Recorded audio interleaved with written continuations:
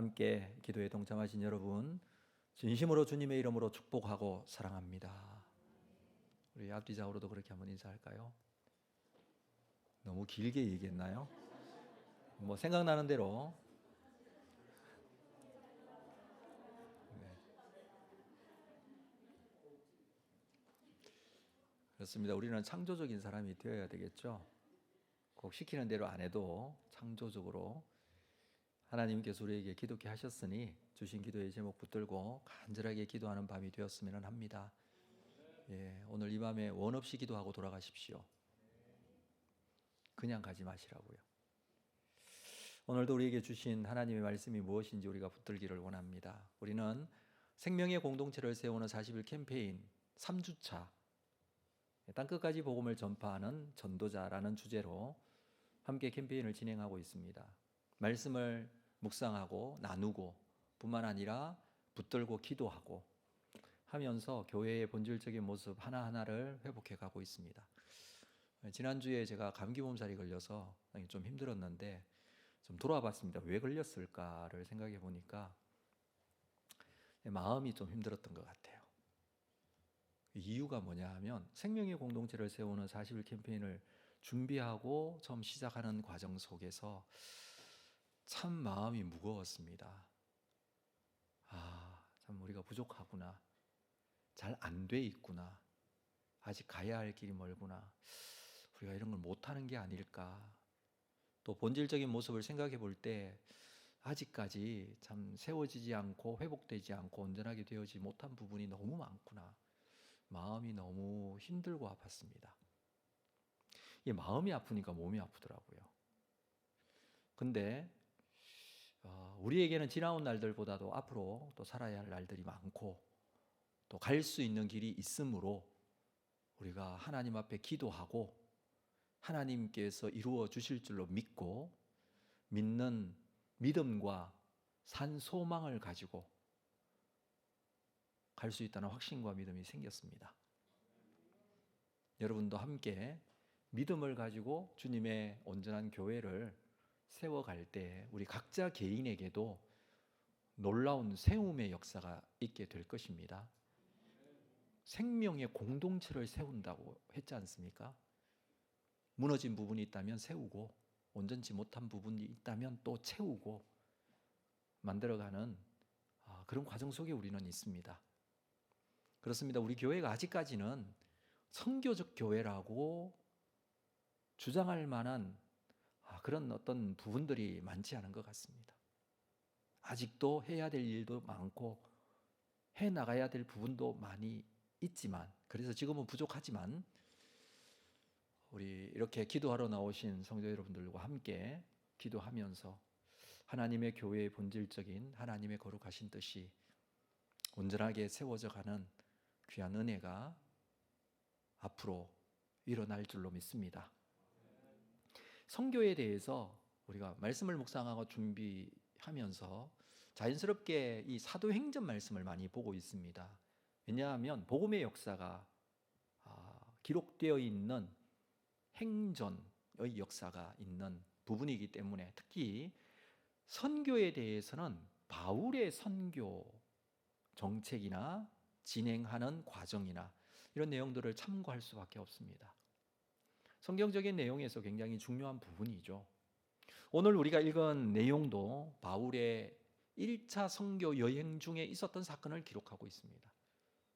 선교라는 것이 어떻게 진행되는가를 단편적으로 보여주는 그런 말씀이라고 생각하는데 이 부분을 좀 나누고 함께 기도하는 시간 갖겠습니다. 바울의 1차 선교 여행은 다른 선교 여행에 비해서 상당히 간단합니다. 안디옥에서 파송을 받아 구브로 섬으로 갔고 구브로에서 배를 타고 버가라는 곳으로 가서 비시디아 안디옥으로 갑니다. 거기서 쫓겨나서 이고니온, 루스드라, 더베까지 갔다가 다시 돌아갑니다. 그게 전부 다예요. 이게 바울의 1차 선교 여행입니다. 지금은 바울이 루스드라라는 곳에 와 있습니다. 비시디아 안디옥에서 유대인들에게 박해를 받고 그 지역에서 쫓겨납니다. 유대인들이 쫓아냅니다. 그래서 이고니온이라는 곳으로 가서 거기서도 유대인들의 반대 때문에 루스드라로 온 것입니다. 바울의 선교 정책 중에 중요한 것은 가는 곳마다 우선적으로 유대인의 회당을 찾아가서 선교를 시작합니다. 유대인의 회당에 가서 유대인들 중심으로 복음을 먼저 전하죠. 그들이 하나님을 믿기 때문에, 또 구약 성경을 믿기 때문에 그렇습니다. 구약에 기록되어 있는 오실이라고 하신 메시아, 그분이 예수 그리스도께서 오셨고 우리의 죄를 위하여 죽으셨고 부활하셨다. 누구든지 예수의 이름을 묻는 자는 하나님의 자녀가 되고 구원을 받게 된다라는 복음의 핵심적인 내용을 그들에게 우선적으로 정했던 것이죠. 자, 그럴 때 유대인 중에서 복음을 받아들이는 사람도 있었지만 이들 중에 복음을 받아들이지 않는 경우에는 이 유대인들이 또 얼마나 열심히 있습니까? 신앙적인 열심이 있기 때문에 바울의 선교를 극렬하게 반대하고 핍박을 했습니다. 그래서 결국에는 루스드라라는 곳으로 오게 된 것이죠. 바울과 바나바는 루스드라에서도 복음을 전합니다. 루스드라에는 회당이 없었는지 회당에 들어갔다는 기록도 없고 그냥 길거리에서 복음을 전했던 것으로 그렇게 보여져요. 자, 8절 말씀 돌아가서 한번 볼까요? 8절. 루스드라에 발을 쓰지 못하는 한 사람이 앉아 있는데 나면서 걷지 못하게 되어 걸어 본 적이 없는지라 라고 합니다. 나면서부터 걷지 못한, 이 평생 걷지 못한 사람이죠. 이 사람이 앉아 있는데 9절 바울이 말하는 것을 듣거늘 바울이 주목하여 구원을 받아 믿음이 만한 믿음이 그에게 있는 것을 보고, 바울이 보니까 말씀을 듣고 있습니다. 말씀을 듣는 모습이 구원을 받을 만한 믿음이 그에게 있는 것으로 보여졌어요.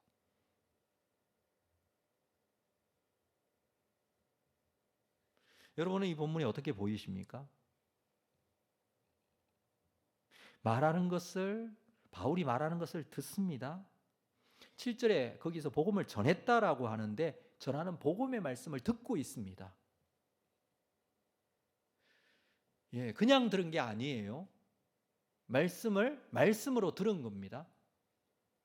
말씀이 선포되어져도 말씀드렸지만 유대인 같은 경우에는 믿는 자도 있었고 극렬하게 반대하는 자도 있었고, 말씀을 듣는데 말씀으로 듣는 사람이 있지만 들을 수 없는 사람도 있고, 오늘날도 마찬가지예요.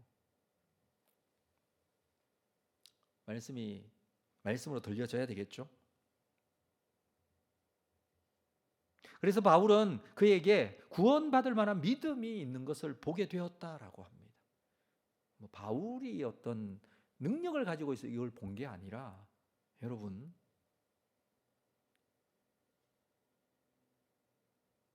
말씀을 말씀으로 듣는 사람이 보일 수밖에 없어요. 여러분도 그걸 느끼실 겁니다. 그래서 그에게 10절 말씀에 보면 큰 소리로 이르되 내 발로 바로 일어서라 하니 그 사람이 일어나 걷는지라. 간단하게 이렇게 기록을 하고 있지만 초자연적인 기적이 일어난 겁니다. 나면서부터 걸어본 적이 없는 사람이에요. 구원받을 만한 믿음이 그에게 있는 것을 보고 말씀을 듣고 복음을 들은 그가 말씀 속에, 복음 속에 있는 하나님을 믿고 있는 그가 바울의 소리를 듣고 일어나 걷습니다. 사도행전 3장에 나면서부터 안전뱅이 된 사람, 그 사람이 나이가 40이라고 그랬는데 40년 동안 평생 걸어본 적이 없는 사람, 베드로와 요한이 나사렛 예수의 이름으로 걸으라고 할 때에 걷고 뛰게 된 것과 같이 기적이 일어난 것입니다. 선교의 현장에서 이런 기적이 일어나면 사람들의 관심을 받게 될 뿐만 아니라 복음을 효과적으로 전할 수 있겠다라는 생각을 할 수도 있습니다. 여러분, 이런 기적이 있으면 얼마나 좋을까라고 생각하십니까? 물론 효과적이겠다라고 할 수 있습니다. 교회 안에서도 복음적인 교회가 되고 선교적인 교회가 되기 위해서는 하나의 어떤 이런 이야기거리들이 필요할 때가 있습니다. 그러나 더 중요한 것은 오늘 우리가 본문을 읽게 될 것이지만 단순하게 기적이 있다고 해서 모든 것이 다 하나님의 뜻 가운데 이루어지는 것은 아닙니다. 그렇죠?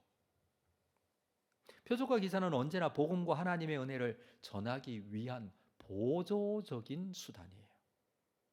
보조적인 수단입니다. 단 도구에 불과합니다.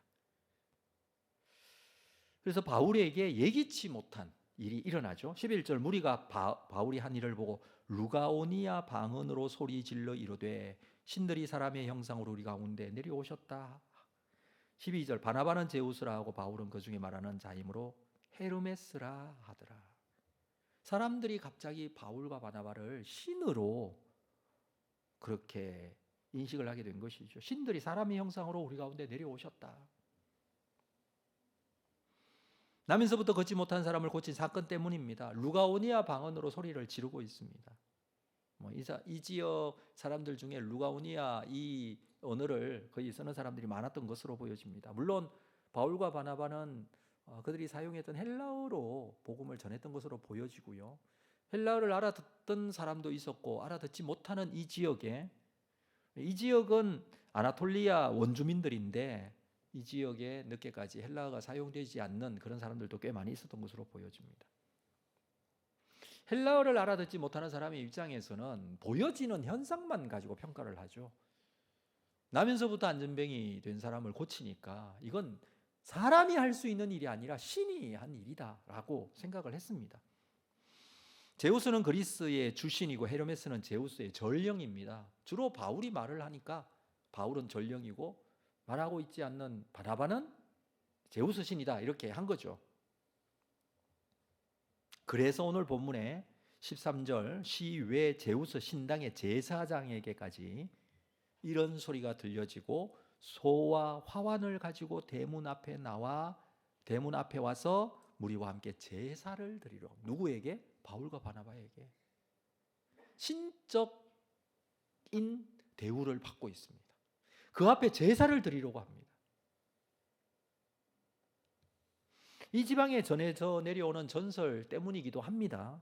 그 전설에 의하면 이전에 이 지방에 이 제우스와 헤르메스 이 신들이 사람의 모습을 하고 온 적이 있었다고 전해지고 있는 이야기가 있습니다. 그랬기 때문에 거기에는 제우스 신전이 있습니다. 그리고 제우스 신전에 제사장이 있고요. 그 제사장이 지금 바울과 바나바에게 와서 제사를 드리려고 합니다. 두 사도는 옷을 찢고 무리 가운데 뛰어들어서 우리도 여러분과 같은 성정이 같은 사람이라고 합니다. 그러면서 여러분에게 복음을 전하는 것은 이런 헛된 일을 버리라고, 이 잘못된 우상 섬기는 이런 일을 버리라고. 15절 하반절에 보면 천지와 바다와 그 가운데 만물을 지으시고 살아계신 하나님께로 돌아오게 하려고 우리들이 이렇게 복음을 전하러 왔다고 소개를 합니다. 자신들이 영광을 받는 자들이 아니라 영광은 하나님이 받으시는 것이다 라는 분명한 자세를 가지고 있죠. 영광은 누가 받는 것이라고요? 참 사람은 그런 부족한 모습이 있는 것 같아요. 그래도 영광은 사람이 받으려고 하죠.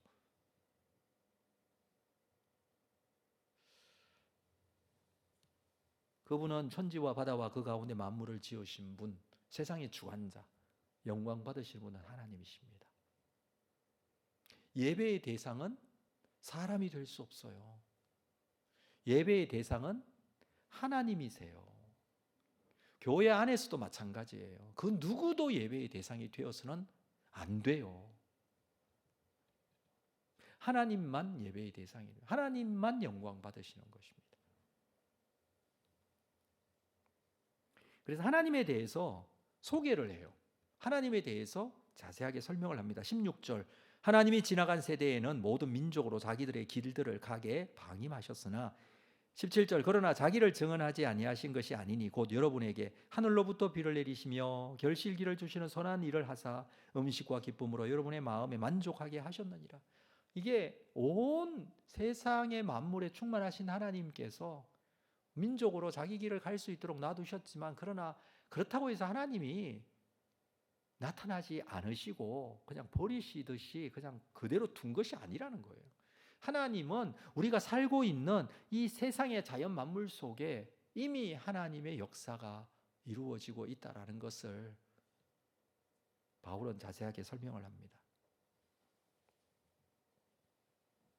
단순하게 자연의 이치만을 봐도 하나님의 살아계심을 우리는 알 수 있다라는 것이죠. 바울과 바나바, 제우스와 헤르메스 신으로 오해하게 되었지만 오히려 이것 때문에 사람들이 자기에게 집중되게 하였고 하나님에 대하여 자세하게 소개할 수 있는 기회가 되었습니다.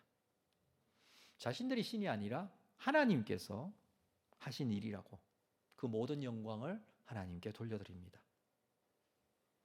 저는 이런 과정에서 이들 중에 분명 하나님을 믿게 되고 예수를 받아들이는 자들이 분명히 있었을 것이다라고 생각합니다.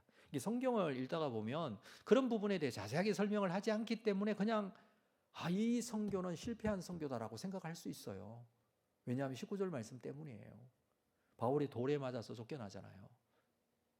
그러면 성교 실패 이렇게 생각할 수 있지만 저는 이 과정에서 분명히 하나님을 믿게 된 사람이 있다고 생각합니다. 성교는 고난을 당하고 어려움을 당하더라도 실패는 없습니다. 그렇죠? 실패는 없어요. 여러분, 많은 선교사들이 선교지에 도착하자마자 순교를 당하는 경우가 얼마나 많은지 몰라요. 선교의 역사에 보면 이런 경우들이 굉장히 많습니다. 우리 교회에서 오래된 것 같은데 창끝이라는 영화를 본 적이 있어요. 선교 영화였는데 거기서도 마찬가지였죠. 그 아마존 지역에 현지에 도착하자마자 선교사들이 그냥 내리자마자 다 죽잖아요. 그러나 선교는 실패가 없어요.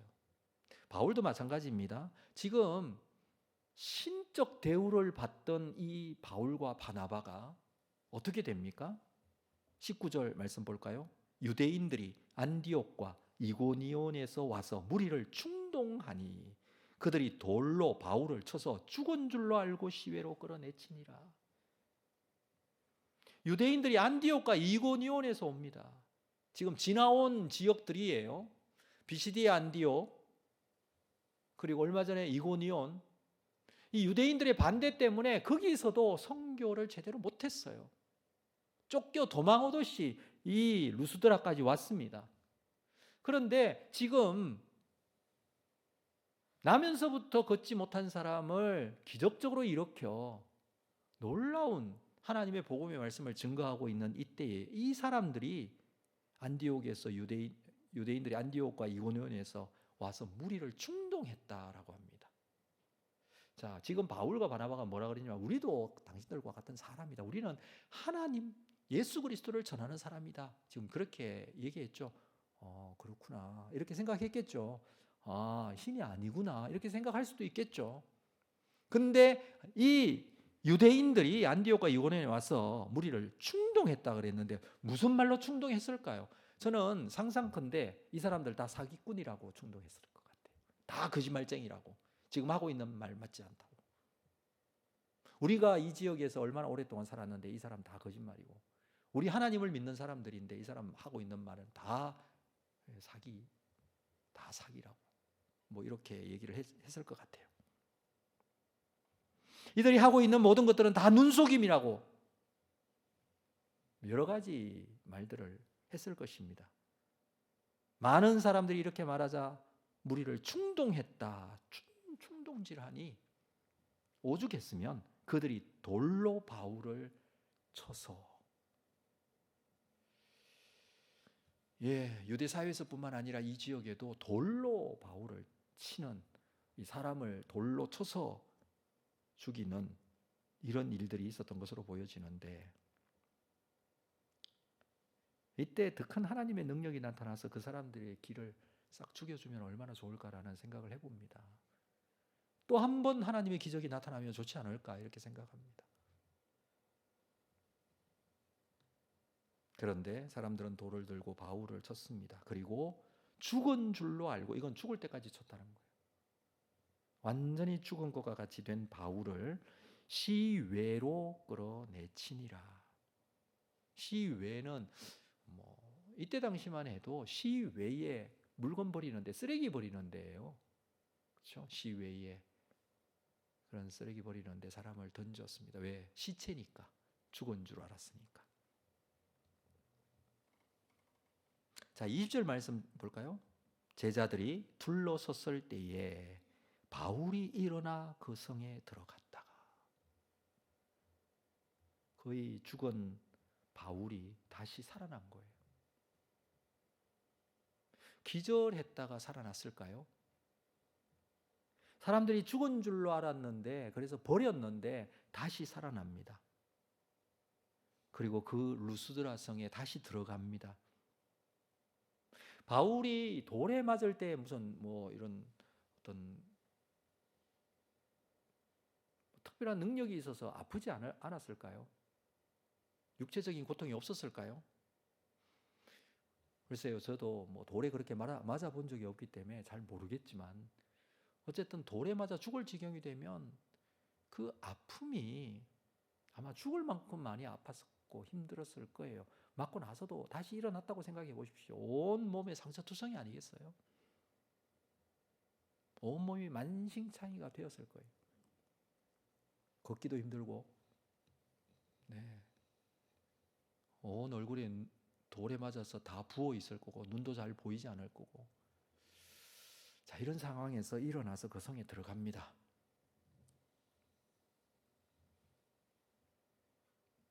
유대인들은 오죽 미웠으면 이렇게 충동질하여 바울에게 돌을 던졌을까요? 또 돌을 던지게 했을까요?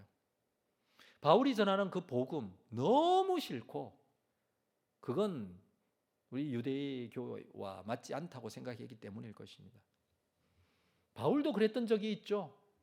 유대인으로서, 하나님을 믿는 사람으로, 율법을 지키는 사람으로서, 예수 믿는 사람들, 스데반과 같은 사람들, 돌에 맞아서 죽어도 마땅하다고 생각한 사람들 아니었습니까? 그도 회심하기 전에 이 유대인들과 같았습니다. 돌에 맞으면서 이 생각했을 수도 있겠습니다. 자신도 그랬다고. 그러나 바울은 다시 일어나서 루스드라 성으로 들어갑니다. 참 어떻게 이해해야 될지 모르겠지만, 뒤도 돌아보기 싫은 곳이겠지만, 비록 죽음을 면하긴 했지만 죽을 만큼 돌에 맞은 바울이 다시 들어갑니다. 물론 이튿날 더베로 가서 또 복음을 전하는 기사가 이어서 나옵니다. 바울은 온몸으로 돌에 맞아 만신창이가 되어 있을 텐데, 온몸이 상처투성이일 텐데, 루스드라 들렀다가 더베로 가서 다시 복음을 전하다가 이제 1차 선교 여행을 끝내고 돌아갑니다. 돌아가는 것도 그냥 안디오로 가지 않고 지나왔던 이 지역을 그대로 돌아보고 안디옥으로 돌아갑니다. 바울의 선교에 대한 고난과 고통은 이렇게 시작이 되었어요. 이 1차 선교 여행이 바울 선교의 고통의 시작이었습니다. 이후에 2차나 3차나 나중에 로마로 가는 길이나 로마 감옥에서 생활하고 난 이후의 삶이나, 그는 선교적 삶을 계속 살았지만 계속해서 고난과 고통이 뒤따라 다녔습니다. 그렇지만 그는 그 길을 버리지 않고 평생 선교사로서 선교적 사명을 감당합니다. 힘들다고 아프다고 내려놓지 않았습니다. 때로는 인정받기도 했습니다. 사람들이 신적 존재로 그렇게 섬기는 그런 상황도 있었습니다. 그러나 사실은 고난과 핍박이 대부분이었어요. 그럼에도 불구하고 그는 끝까지 감당을 합니다. 이러한 바울의 선교가 있었기 때문에 하나님 나라는 더 가까이 땅끝까지 이르는 이 복음의 역사가 계속 진행이 된 것이죠. 저는 이 말씀을 읽으면서 우리도 이런 선교적 사명, 힘들다고 내려놓는 것이 아니라 하나님께서 주신 사명인 줄 알고 하나님께서 주시는 힘과 능력으로 하나님 앞에 귀하게 쓰임받는 선교적 교회가 우리 온사랑교회가 되었으면 합니다.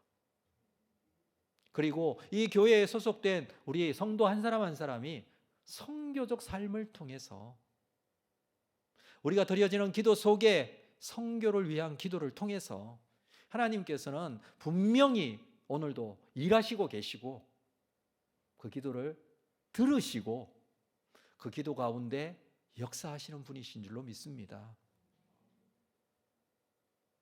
여러분, 정말 형식적으로라도 선교를 위해서 기도를 잊지 말아 주십시오. 그래서 카드를 만들어 드린 거고 매 금요 기도회 때마다 선교를 위해서 기도하는 겁니다. 똑같은 말을 반복하는 것 같지만 선교를 위한 기도가 기도의 제목 속에 똑같은 기도의 제목들이 반복되는 것 같지만 하나님께서는 그 기도를 그냥 헛되이 버리지 않으시는 분이세요. 그렇습니다. 하나님은 선교의 하나님이십니다. 하나님의 역사는 선교의 역사였어요. 그것을 통하여 하나님 나라의 소망을 우리에게 주셨고 하나님께서는 이루어 가실 것입니다. 우리가 할 수 있는 가장 적극적이고 최선의 방법, 그것은 가장 우선적인 방법이라고 할 수 있는 이 기도의 시간입니다. 힘들고 어려운 상황 속에서 바울은 이 사명 감당한 그런 모습들이 우리에게 귀감이 되고 우리도 감당해내야 할 선교적인 사역인 줄 알고 우리 주님의 교회인 온사랑 교회가 선교적 교회가 되어 하나님의 거룩하신 뜻에 쓰임받고 하나님께서 귀하게 여기시는 성도 한 사람 한 사람의 기도가 하나님께 올려지고 응답되어지는 놀라운 역사가 있기를 주님의 이름으로 축복합니다. 먼저 한번 우리 기도하는 시간 갖도록 하겠습니다. 오늘 말씀을 생각하시면서